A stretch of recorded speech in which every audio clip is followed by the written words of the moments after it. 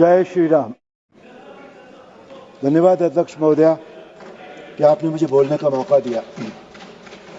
भारत के सहकारी आंदोलन के इतिहास में 6 जुलाई 2021 का दिन सोने के अक्षरों से लिखा जाना चाहिए। इस दिन भारत सरकार ने सहकारिता मंत्रालय की स्थापना करने का निर्णय लिया था। साथ ही देश के पहले सहकारिता मंत्री का अतिरिक्त दायित्व देश के गृह मंत्री श्री अमित शाह जी को दिया गया, जिनमें देश के करोड़ों लोग लौह पुरुष सरदार पटेल की छवि देखते हैं।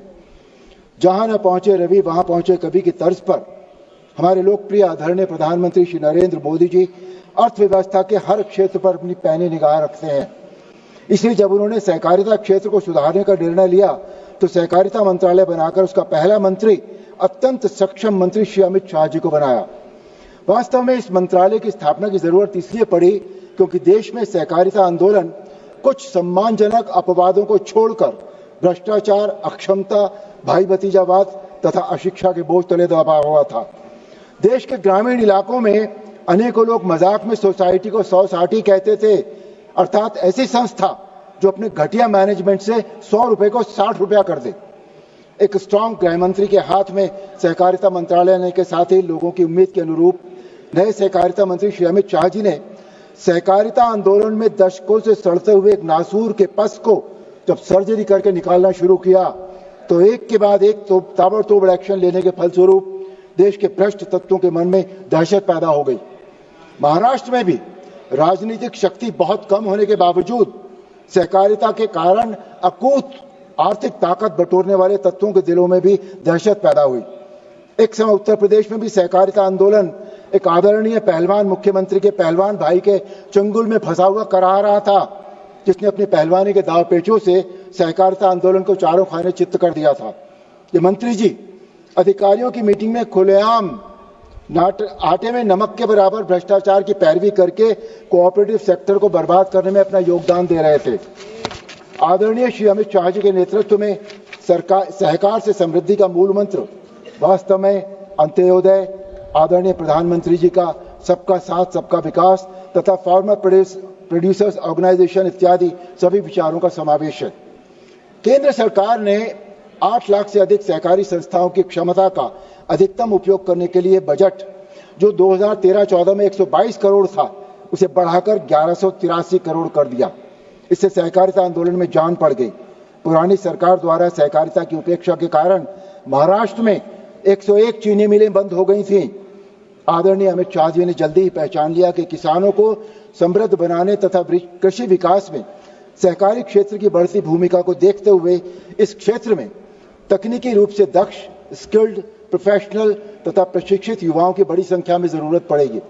इस जरूरत को पूरा करने के लिए सहकारिता मंत्री के निर्णय के फलस्वरूप देश में पहली सहकारिता यूनिवर्सिटी त्रिभुवन यूनिवर्सिटी गुजरात के आनंद में स्थित इंस्टीट्यूट ऑफ रूरल मैनेजमेंट आनंद यानी इरमा के कैंपस में इस साल से काम करना शुरू कर देगी तथा कोऑपरेटिव क्षेत्र में accounting, administration, technology, cooperative movement, computer इत्यादि की रेगुलर शिक्षा देने के साथ ही साथ डिस्टेंस मोड व ई लर्निंग के जरिए भी अनेकों प्रकार के डिग्री व सर्टिफिकेट प्रोग्राम शुरू हो जाएंगे।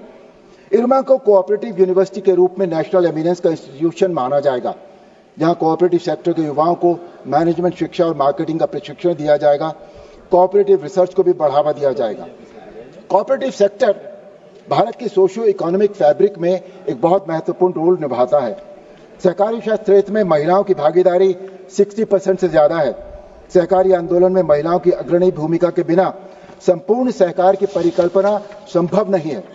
सबका साथ, सबका विकास, सबका विश्वास और सबका प्रयास ये सहकारिता की रीढ़ के रूप में मोदी सरकार ने हाशिए पर पड़े समुदायों, विशेषकर अनुसूचित जातियों और अन्य पिछड़े वर्गों को सहकारी क्षेत्र में शामिल करने में महत्वपूर्ण प्रगति की है।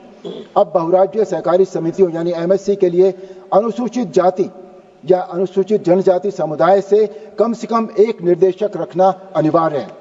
वर्तमान में कोऑपरेटिव क्षेत्र में ट्रेनिंग का कोई संगठित रूप नहीं है तथा इसमें एक रूपता की कमी है। डेयरी, मछली, कृषि, बैंकिंग, मार्केटिंग, अकाउंटिंग जैसे विभिन्न कोऑपरेटिव सेक्टर में डिप्लोमा, डिग्री और सर्टिफिकेट कोर्सेज प्रदान करने से ये यूनिवर्सिटी कोऑपरेटिव एजुकेशन को सिस्टमैटिक बनाएगी। कोऑपरेटिव यूनिवर्सिटी बनने से इस यूनिवर्सिटी को इंटरनेशनल कोऑपरेटिव ऑर्गेनाइजेशंस के साथ कोऑपरेशन करना आसान होगा और पूरे विश्व की कोऑपरेटिव सेक्टर में जो भी बेस्ट प्रैक्टिसेस हैं उनका भारत में भी आगमन होगा। अभी भारत में खेती न्यूनतम समर्थन मूल्य यानी एमएसपी से प्रेरित होती है। इस यूनिवर्सिटी से निकले हुए ग्रेजुएट कोऑपरेटिव आधार पर बिक्री का मॉडल विकसित करेंगे। किसान अभी केवल उपज के उत्पादन की जानकारी रखता है। इस यूनिवर्सिटी से जब प्रशिक्षित विद्यार्थी निकलेंगे तो वो किसानों को अपने उपज की बिक्री के लिए भी प्रशिक्षित करेगा।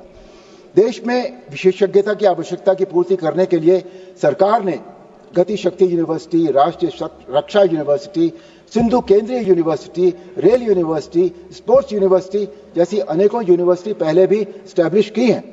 माननीय प्रधानमंत्री श्री नरेंद्र मोदी जी और दृढ़ निश्चयी सहकारिता मंत्री आदरणीय अमित भाई शाह के मार्गदर्शन में त्रिभुवन सहकारी कोऑपरेटिव यूनिवर्सिटी को एक केंद्रीय संस्थान के रूप में स्थापित होगा तथा यह संस्थान सहकारिता आंदोलन को एक नई ऊंचाइयों पर पहुंचा देगा।